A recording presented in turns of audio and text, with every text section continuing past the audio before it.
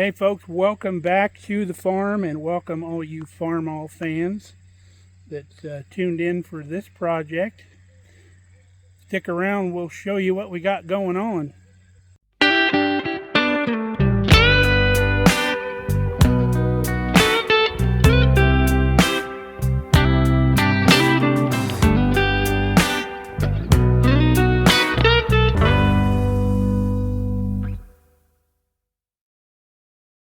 If you're a friend of the channel, you know we recently purchased a 1951 Farmall Cub model made by McCormick, and here she is right here. Isn't she cute? So we've got started on this thing, so we'll go through what we've got going on so far. When we picked it up, all four tires have issues. Even though this one's holding air, it's weather checked, and you can see through one spot all the way to the tube. And then the other three tires were just completely shredded. So I've got some tires coming, I believe tomorrow they'll be here. They're the original tread pattern of the Farmall Cub. And then if you also remember, this tractor had a straight blade on the front, and it also had one of these spring-loaded actuating arms that work for different implements. It bolts to the final drive over here on this side. We took it off because we want just a clean tractor. This is pretty much just going to be a parade tractor when we're done. So after I got all of this stuff off, I pulled the front wheels and tires off, pulled the tires off the rims, and then we cleaned up the rims so we can get ready to paint. Here's our two rims here. These are ready for priming and painting, which we're going to do today. We pulled the toolbox off, which goes right here, to get it cleaned up. We've got the battery pulled out of the box, of course, and checked it out. We have some rust all the way through the bottom of the battery box, probably from the corrosion. So we're going to have to buy a new battery box. They are readily available from several different sites on the internet. And then we also came back here and addressed the drawbar. This drawbar was originally flipped around, and it was on the front holes on the final drive. If you can see, there's two holes there in the front. The drawbar bracket was back there. I moved it to the rear holes, and then it only had the pin in it. It didn't have the bolt, so the drawbar was flopping around. So we added bolts to keep the drawbar straight. And now that it's moved back, it's back here where it's much easier to do stuff with. But we've got some gaskets we eventually need to buy here for this PTO adapter. This is a 90-degree PTO gearbox where you can put a belt pulley on here and run machinery back here behind the tractor. I don't know if this tractor came with it or if it was added on. Usually there's just a PTO shaft right here. But we got that worked out. And then also what we need to do, we figured out the steering column is froze, rusted solid in this collar right here. The rest of it works fine. So we're going to have to pull this collar out and free this up here so we can steer this thing once we get the tires on it. And then in the old toolbox that was down here, there was a bunch of parts and bolts. And we found this clamp that wasn't on here before. The muffler would just come on and off. So that clamp was in the toolbox, so we clamped that down. And if you remember the last video, we looked inside the fuel tank. It looks good. And then we're going to pull the sheet metal off after we address all the tires. I want to get the tires addressed first. So once the tires are on, I can roll it into the shop, and we can work on it indoors, and then we'll work on getting it running. I pulled the battery out, threw the charger on it just in the outside chance it would take a charge. Charger won't even talk to it at all because the battery's completely shot. So we're going to have to buy another battery. This is a 6-volt battery. I'm wondering if they make a maintenance-free 6-volt, because I prefer the maintenance-free batteries, but I don't know if there is such a thing. But I'm going to do a little research and check it out. And then it's got to fit, you know, in the space that it goes to. So that's another challenge, getting something that's actually the right size. Next thing we'll work on here is our little steering shaft bushing. We'll get this freed up, probably pull the steering wheel off and undo this nut, because this nut holds this collar into the riser pipe here. This is hollow. So we'll try to beat that off of there, and we'll sand it up real good and free it up. Steering wheel nut is 1 16 inches.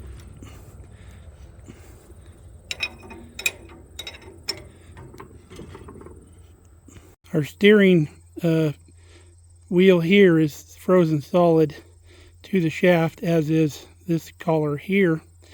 So we're going to provide a little heat and then a little persuasion.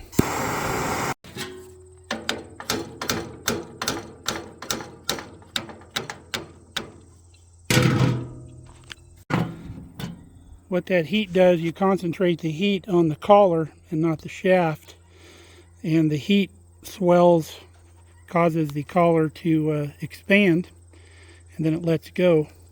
So we're going to get this bolt out now, and then we'll do the same thing to this collar. It's got a little 1/4-inch keyway in here we'll pull out so we don't lose that. Got that bolt out. It was 1/2 inch on one side, 9/16 on the other. And we did confirm that this is what was keeping the steering from turning, because you can readily turn steering by hand. So I turned it completely one direction, and then we'll heat it up and we'll use this punch to get this spinning. Had to put the steering wheel back on to get that thing to free up. So I'm hoping when that thing shrinks back again, I can still move it. Ooh, that son of a gun was on there. Had to beat it off of there with a hammer. But we'll get the inside of that cleaned up, and we'll clean this really well. One side of this has a hole. We'll probably end up tapping that out and putting a grease zerk in that, so we don't end up with this issue again. It'll stay running nice and free. So I'm going to get some sandpaper and clean this up, let this cool down. Got her cleaned up, got her put back together. Look at this, folks. I can spin it with 2 fingers now.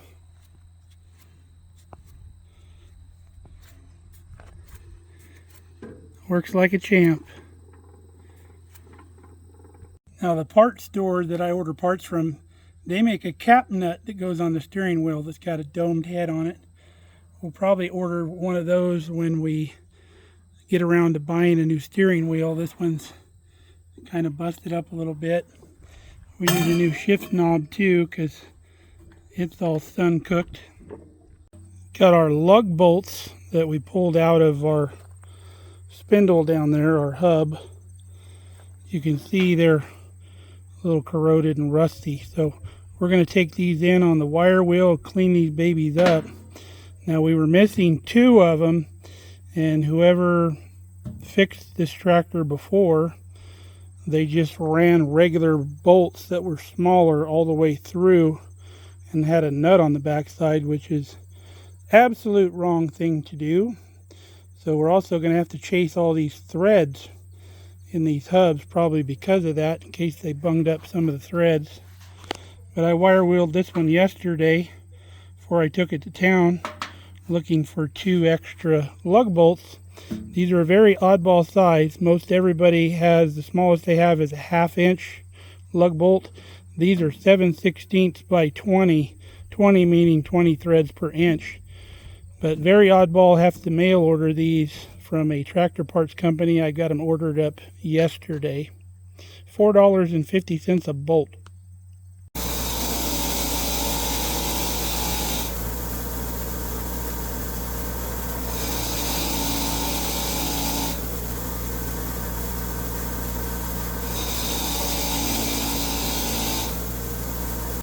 Good as new. Next thing I was going to do is I was going to chase those threads out in those hubs, but apparently I've never needed a 7/16 by 20 tap because I don't have one. So when I'm in town, I'll grab one of those. But we're going to take the wire wheel. We're going to wire wheel these spindles, and we're going to, later on tonight when it cools off, I'm going to paint from the top of the axle here down all the way and paint the spindle tomorrow. We'll prime it tonight. That way that painting's done, and when I go to paint the rest, I can just mask off the bottom of that and leave the tires on and everything.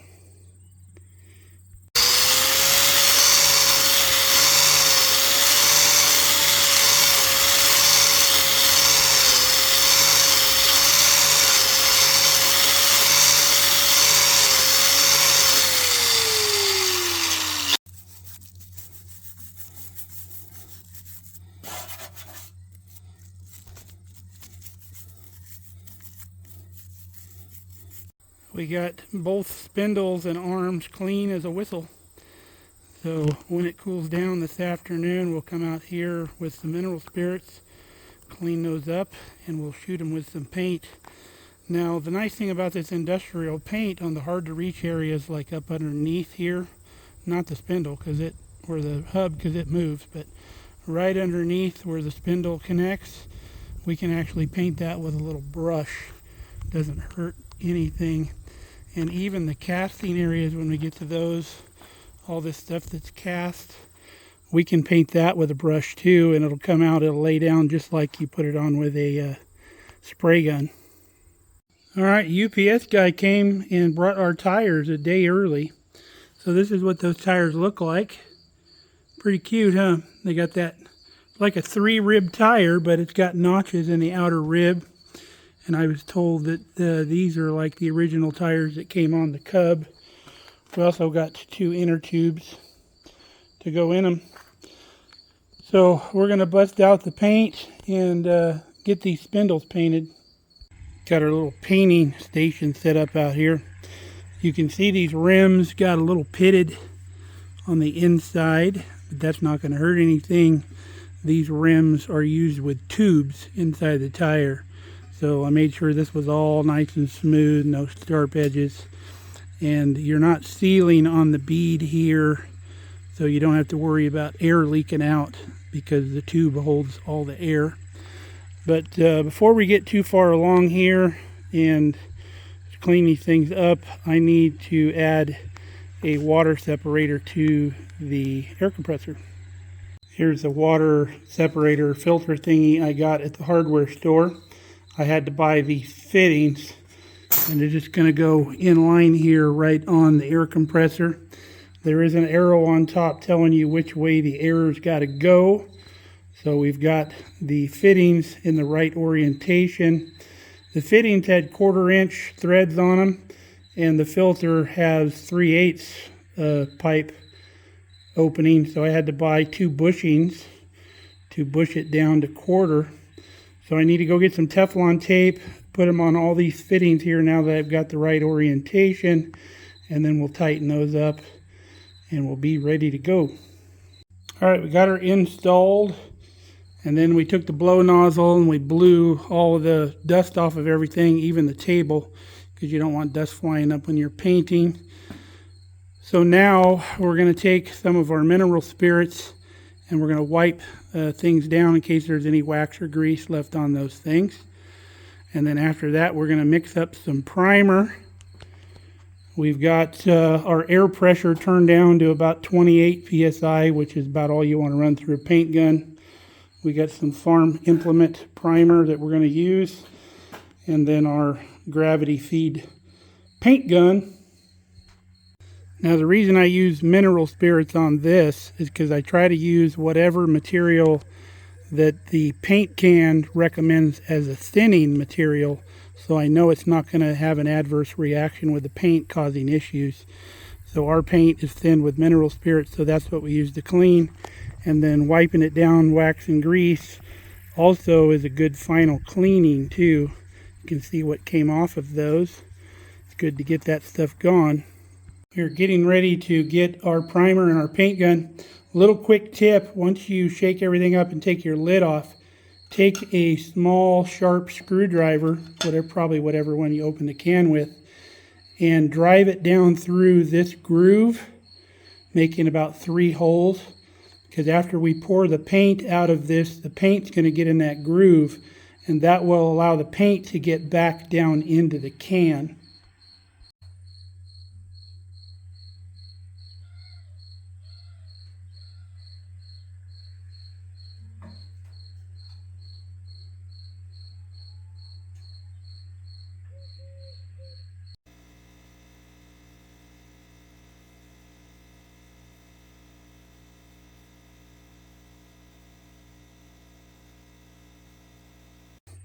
Now the material says let it sit for 24 hours before applying any more coating.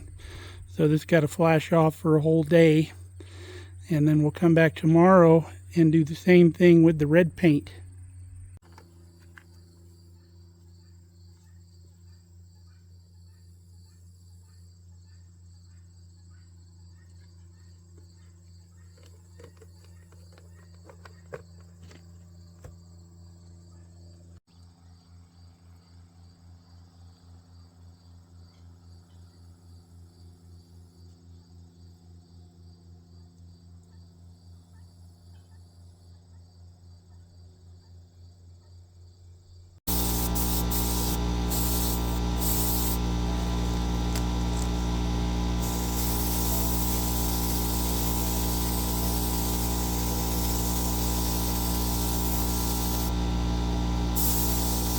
Looks really good. So tomorrow we'll get the red paint on this. So we'll see you then. All right, folks, let's get some red on.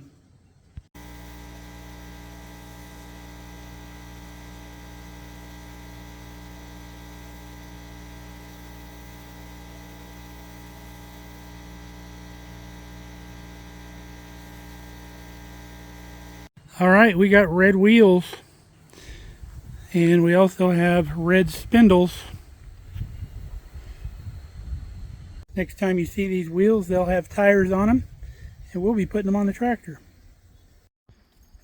Got our tires all mounted in town today. Also got us a 7/16 by 20 tap, so we can chase the threads in these hubs.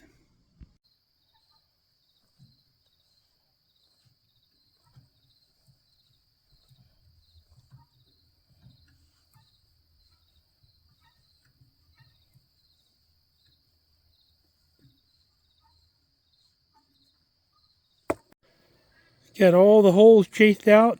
I'm darn glad we did it. There was a couple holes that definitely would have got cross-threaded. So let's get some tires on this baby.